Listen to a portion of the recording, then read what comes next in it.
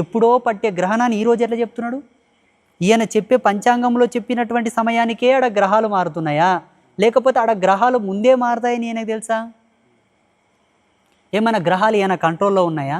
ఒకవేళ గ్రహాలు ఈయన కంట్రోల్లో ఉంటే he is the expert in the universe and technology. ఎవరు? మా సిద్ధాంతి. పోనీ ఆ పంచాంగ రచన ఇప్పుడు ఏమైనా జరిగిందంటావా?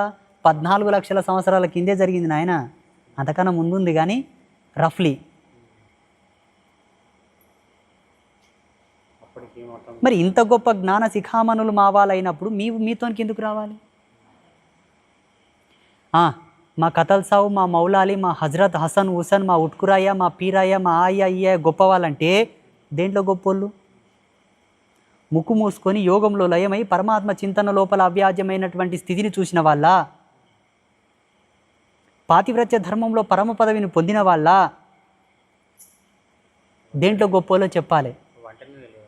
దేంట్లో గొప్పోలో చెప్పాలి. ఇవన్నీ ధర్మచింతనతో నా మనసును తొలిసి ముక్కలు చేస్తున్నాయి నన్ను. మన సమాజం పట్ల